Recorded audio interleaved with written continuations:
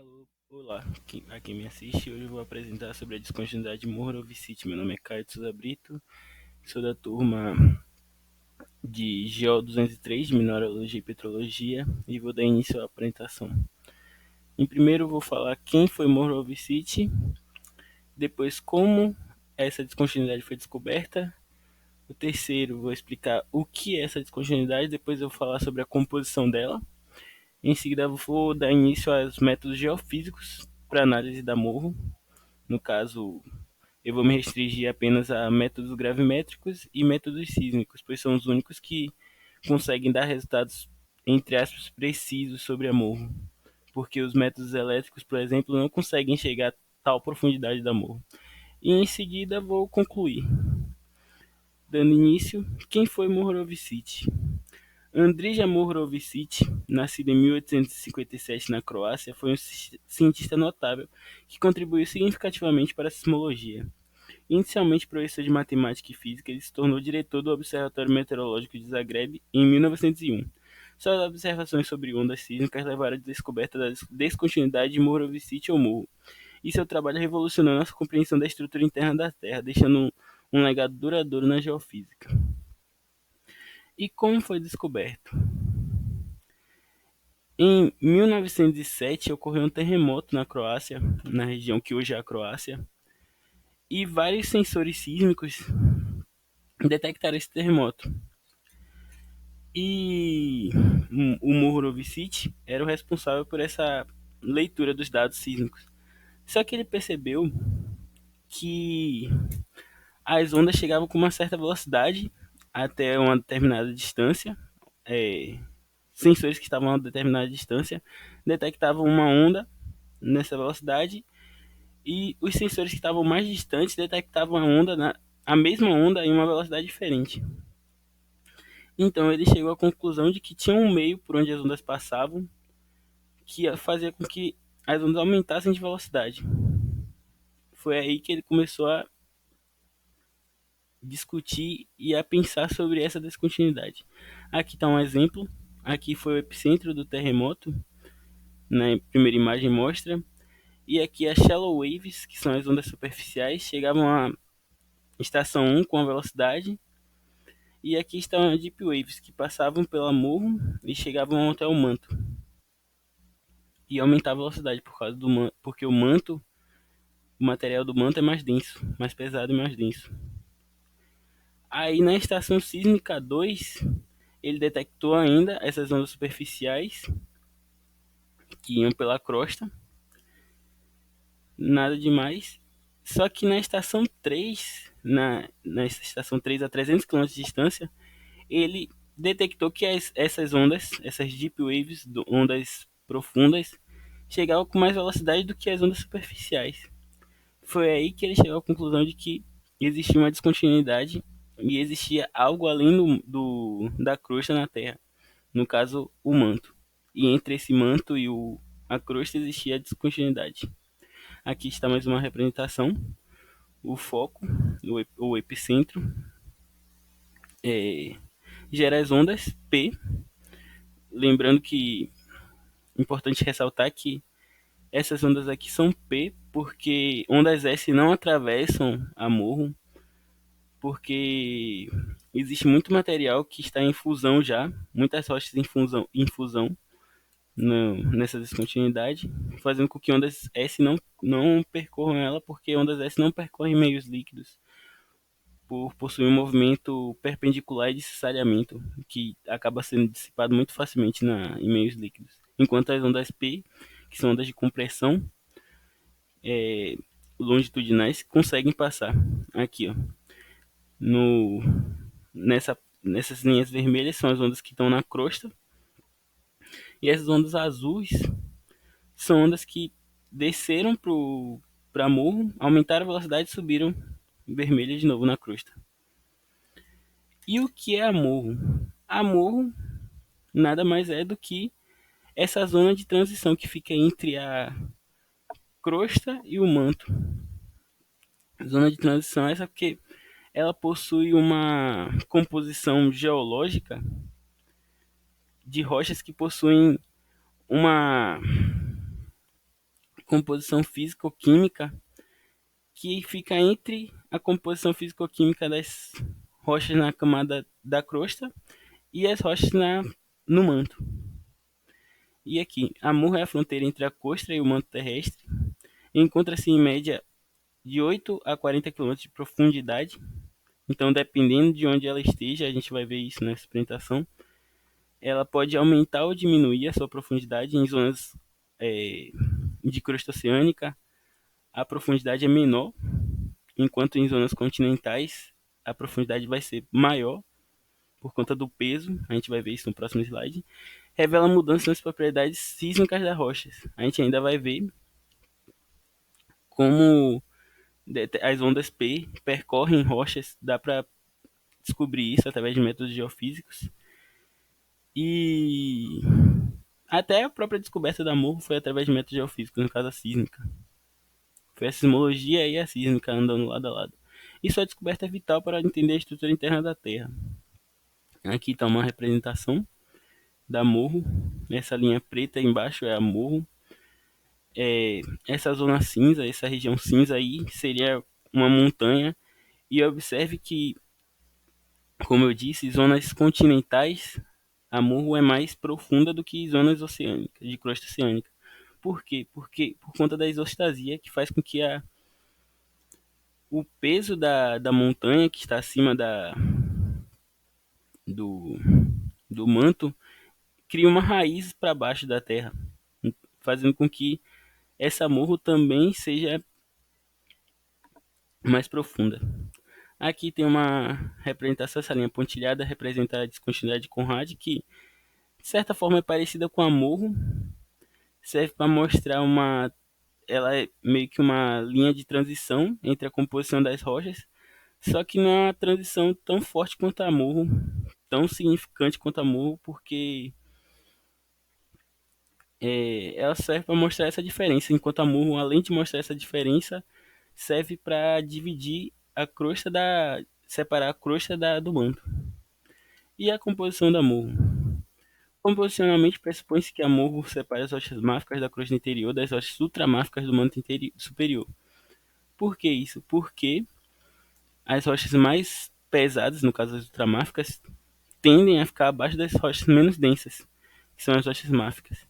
E aqui está um gráfico que mostra a velocidade das ondas P em cada camada da Terra até o núcleo externo. As ondas P percorrem entre 8 a 14 quilômetros por segundo e a densidade é de 3,2 a 5 gramas por centímetro cúbico. Enquanto no núcleo externo, que é líquido, a velocidade diminui, a velocidade máxima diminui por ser líquido. Ondas em meio líquido e em meios gasosos percorrem com mais possuem uma velocidade menor do que em meios sólidos por conta da distância entre as moléculas. Meios líquidos das moléculas estão mais separados do que em meios sólidos.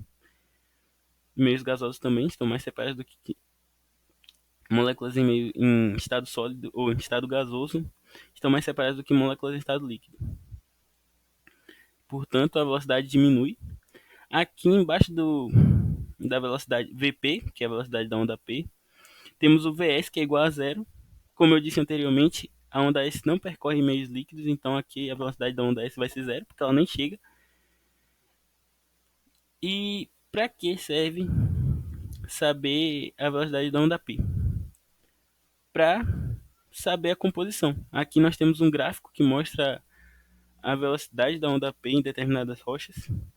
Em rochas ultramáficas, a onda P percorre entre 7,8 metros por segundo, quilômetros por segundo, até 9 quilômetros por segundo. Nós temos aqui como exemplo peridotitos, piroxenitos, dugnitos, rasburgitos, ledositos e eclogitos. E essa é a velocidade que mostra no gráfico da zona de manto superior.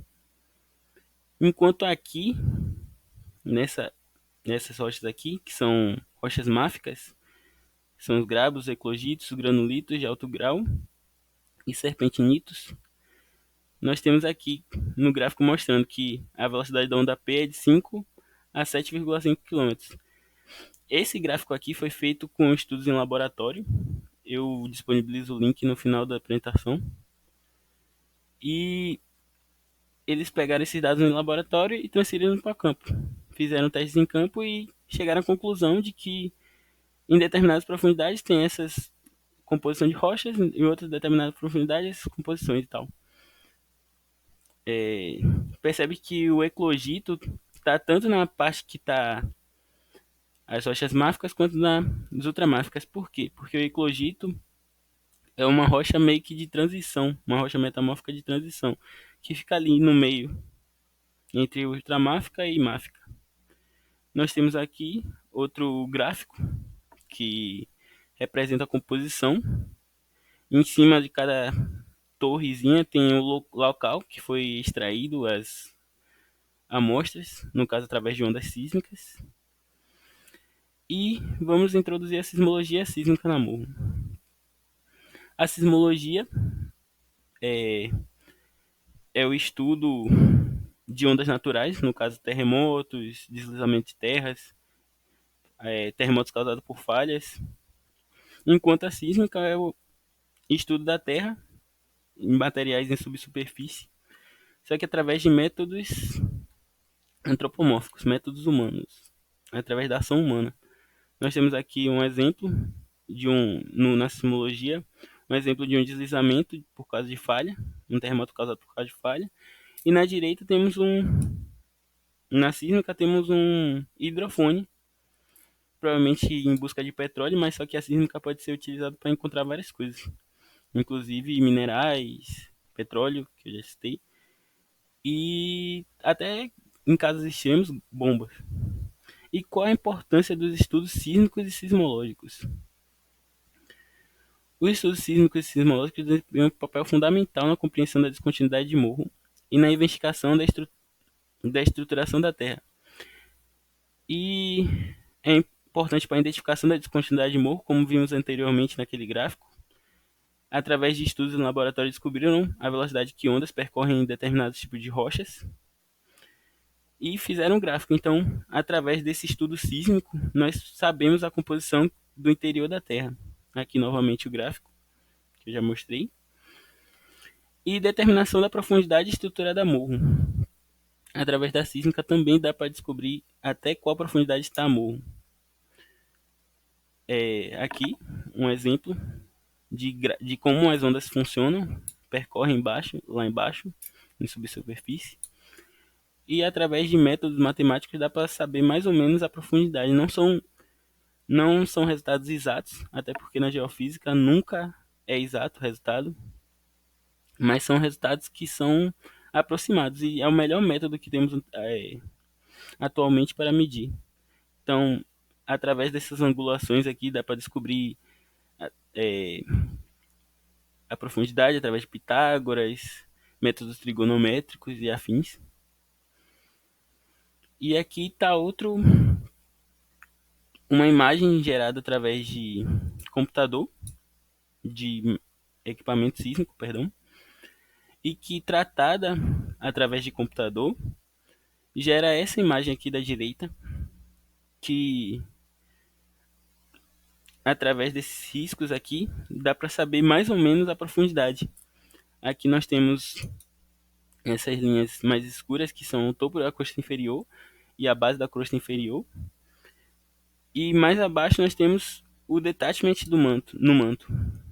Então essa zona que fica entre a base da crosta e o detachment no manto seria a descontinuidade, que nesse local aqui onde foi o teste está a 10 km de profundidade mais ou menos. Aqui mais um exemplo de mapeamento através de métodos sísmicos, métodos geofísicos. Aqui nós temos o mapeamento através de ondas S. Eu não sei exatamente onde fica, mas por intuição dá para ter uma noção de que aqui na esquerda nós temos provavelmente uma zona oceânica, de crosta oceânica, e na direita nós temos uma zona de montanha, uma zona continental, de costa continental, por causa da profundidade. Aqui provavelmente foi lançado ondas S para saber mais ou menos a profundidade da morro e mapear ela. E a gravimetria para análise da morro. A gravimetria, que é o método geofísico que mede as diferenças, as anomalias de gravidade em determinados locais do planeta e que gera essas imagens aqui. Esse daqui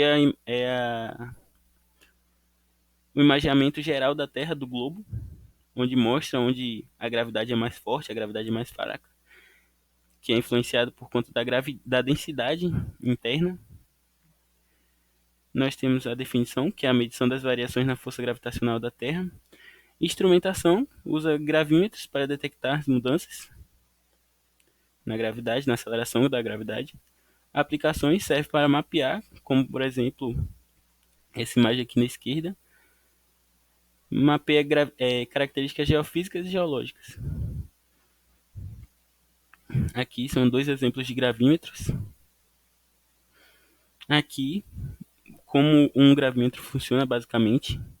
Claro que um gravímetro profissional é muito mais complexo do que isso, mas não foge muito disso. Aqui em locais mais densos, podemos ver que o pezinho desce mais, porque por conta da aceleração maior. E aqui em locais menos densos, o pezinho continua no lugar dele, desce pouco, a gravidade é mais fraca. Aqui temos o exemplo rocha magmática, que é mais densa, e aqui é uma zona de baixa densidade. Então, um local mais denso ele desce, um local mais alto, menos denso ele não desce tanto. Aqui outro exemplo, minério de ferro bastante denso, puxando o pezinho. A análise das anomalias gravimétricas na descontinuidade de Mohorovicic pode ser realizada por meio de técnicas como a modelagem matemática e a interpretação de dados sísmicos. A integração de múltiplos métodos é essencial para uma compreensão abrangente das variações de densidade na composição da região. Na geofísica, quanto mais métodos possíveis, melhor. Então, no caso, nunca um geofísico vai mapear um território, um terreno, em subsuperfície, usando apenas um método, usando apenas a gravimetria, usando apenas a sísmica. Ele vai precisar utilizar os dois métodos para ter um resultado mais preciso, porque nenhum dos métodos dá 100% de certeza em uma resposta 100% certa. Então, seria melhor utilizar os dois métodos. Aqui, em locais onde a morro é mais exposta, a gravidade é maior, porque a morro ou o manto estaria mais próximo da superfície, e o manto é uma zona mais densa do que a crosta. Então, quanto mais manto e menos crosta, maior a gravidade. E quanto maior a crosta e menor o manto, menor vai ser a gravidade. E como a gravimetria ajuda a identificar morro? A assinatura gravimétrica da morro, através da diferença de densidade na morro e através da modelagem da interface da morro, como vimos anteriormente. Através do monitoramento de anomalias gravimétricas e através da correlação geodésica. No caso, a gravimetria é frequentemente combinada com dados geodésicos para mapear a forma da Terra e a descontinuidade de morro, afetando a distribuição de massa, influência diretamente dos dados gravimétricos e contribuindo também para uma compreensão holística da estrutura da Terra.